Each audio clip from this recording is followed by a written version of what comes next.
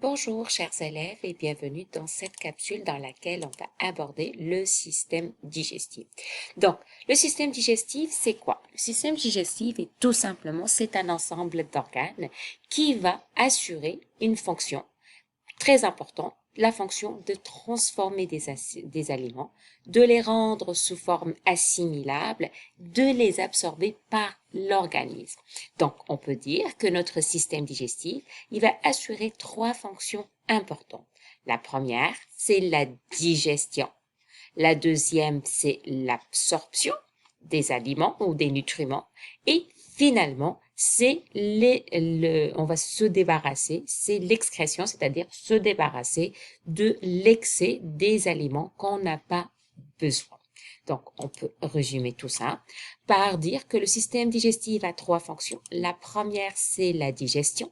C'est quoi la digestion? Donc, c'est un terme qu'on va utiliser pour désigner la dégradation des aliments pour les rendre sous forme de petites molécules s'appeler nutriments. Par la suite, je vais absorber ces aliments. Ça veut dire quoi absorber? Ça veut dire que ces nutriments vont passer du système digestif vers les vaisseaux sanguins et la lymphe.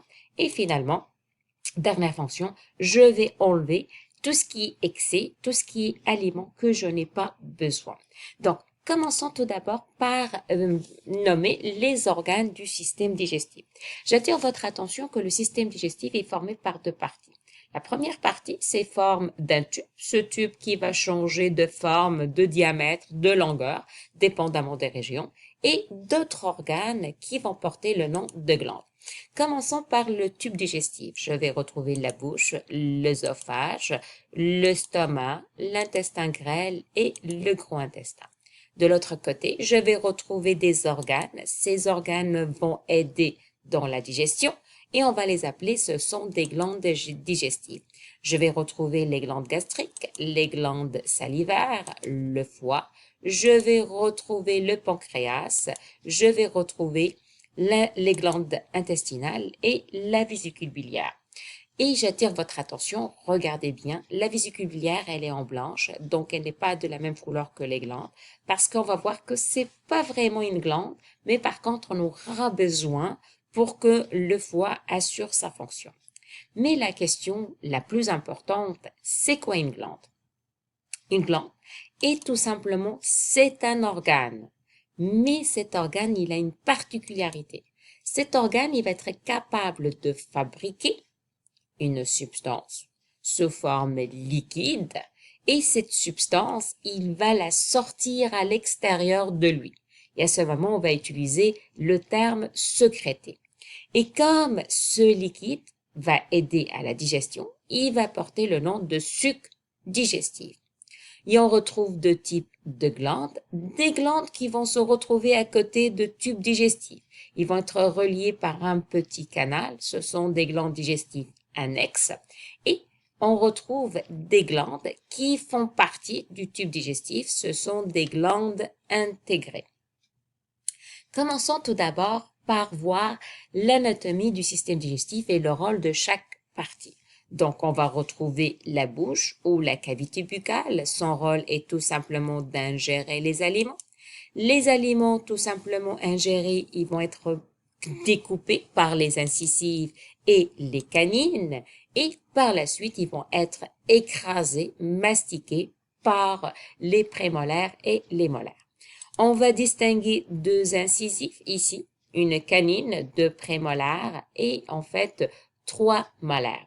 Et lorsque je parle ici, je parle en fait d'un quart de la bouche. Et on va retrouver de façon symétrique en haut, de l'autre côté à gauche et de l'autre côté aussi en haut. Donc au total, on va retrouver entre 28 à 32 dents à l'âge adulte. Quelle est la structure de la dent? La dent, en fait, elle est formée par plusieurs couches allant de l'extérieur vers l'intérieur. On va retrouver l'émail. Par la suite, on va retrouver la dentine et on va finir par trouver le cœur de la dent, c'est la pulpe. La pulpe, c'est la région dans laquelle on va retrouver les vaisseaux sanguins et le nerf. Notre dent, elle va être rattachée à l'os, tout simplement par une substance qu'on appelle le sément.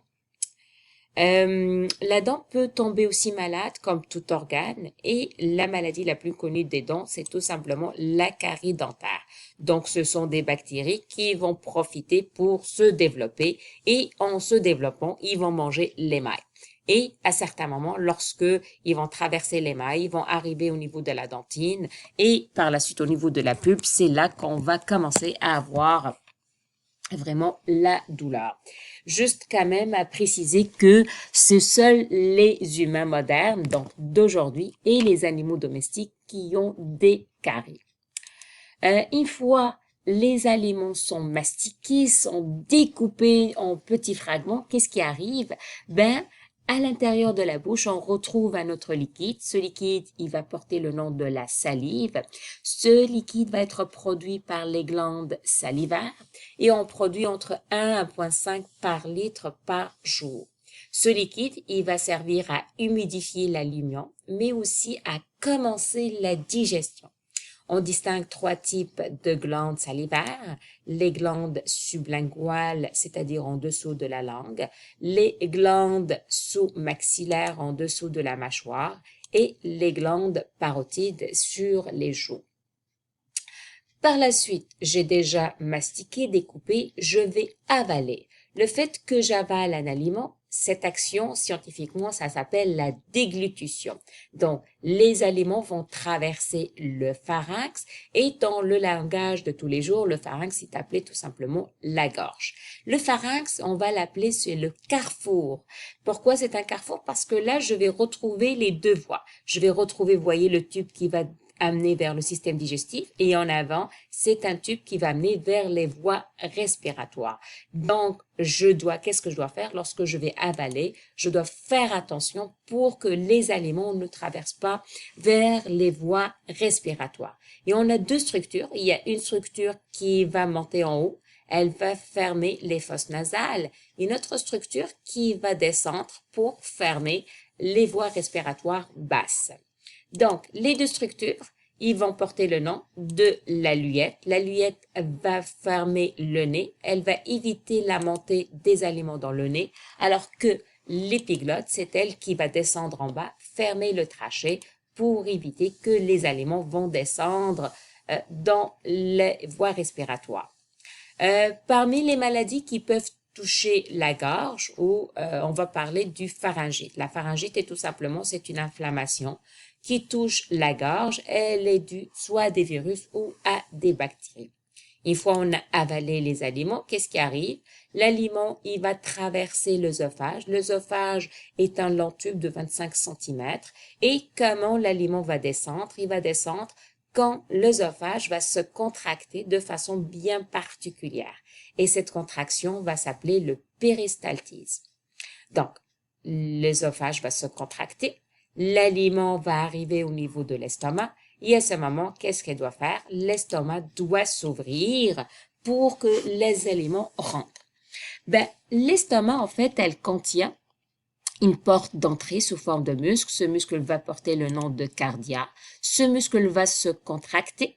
L'estomac va s'ouvrir. L'aliment va rentrer à l'intérieur et lorsque l'aliment va séjourner entre 2 à 4 heures, il va commencer la digestion. À certains moments, après 4 heures, qu'est-ce qui arrive?